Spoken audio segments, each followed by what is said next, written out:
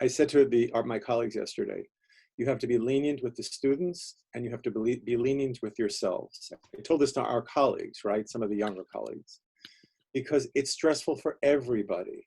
So part of this now is just being like breathing a little bit more easy and being not hard on yourself for things that you might normally be hard on yourself, because we're also going to be really, really sensitive to those things. Exactly. You know, the way to meet this moment is unclear. But what is clear is that it involves empathy, kindness, and honesty. All that we're talking about, Listen to right? what's going on, be clear about what's going on. Don't be harsh with your families.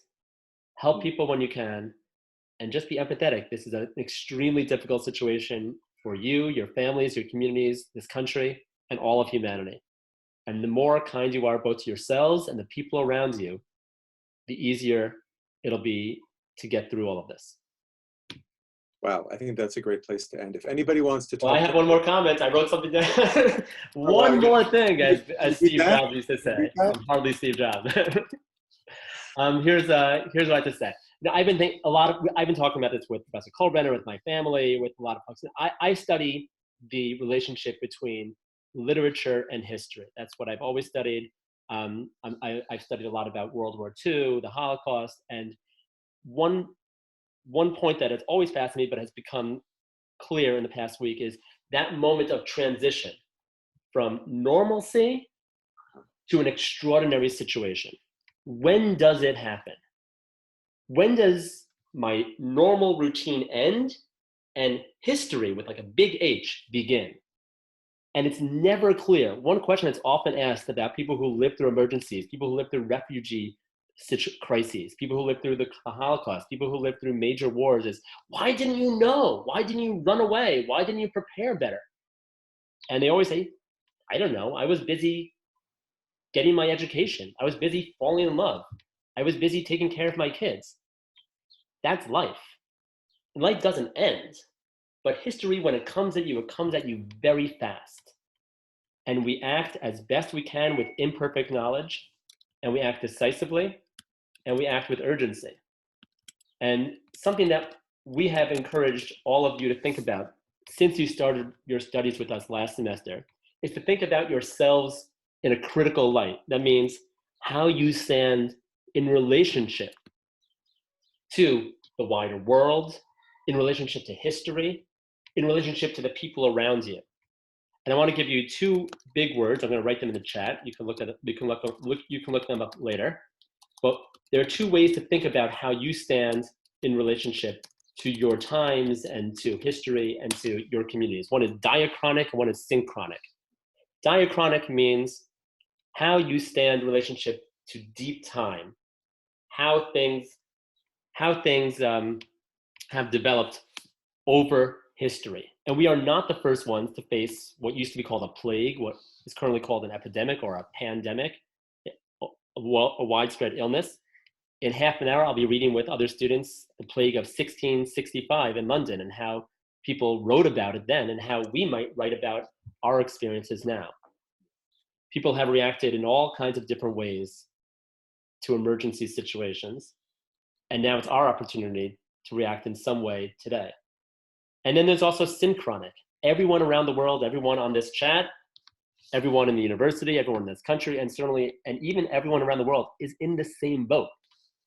And people react differently. Synchronic is the various responses at a given moment. How you react is not going to be the way that everyone in your community reacts or how everyone in your class is going to react. But you want to look at yourself in contrast to everyone else. So this same experience at this given moment, the same experience in relationship to time, and this strange experience of the virus is not personal. Everyone is in the same boat, but everyone is going to suffer differently. Everyone is going to contend with it differently. It is this very odd experience of humanity being all at one and everyone feeling completely separate. And that has a kind of metaphor for the kind of learning we're doing. We're all in the same boat, but each of us is kind of on a separate corner of it. We can't be together, but we are intellectually wrestling with the same thing. There are resources, there are voices from the past that can speak to you. That's the diachronic element. And there might be other people, there might be things you read. I'm finding a lot of solace reading things that are coming from Singapore right now.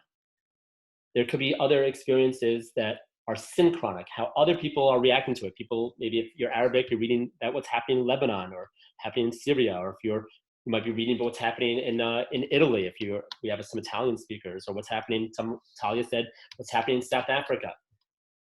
Finding those voices can matter a lot to you. At the end of last semester, when we went to that museum, when we had that great day, we talked about ourselves in relationship to history and you guys as part of that unfolding chain. There's no better example of that. We are part of some historic moment, and we are going through it together, separately, in our different communities, and we have the aid both of our professors, we have the aid of each other, and we have the help of literature, of these voices that might be living with us at this moment or from the past. That's the end of my message for you guys. And Professor Kohlbrenner, last words? Well, just thank you. That was fantastic. And I think it's important. Be in touch with us, be in touch with each other, be in touch with us. Listen, for me, this is a great time, part of my day, great part of my week. I get to see all you guys. Yeah, I'm going back to first grade now. The other room. Okay, see you later. Good luck with everything.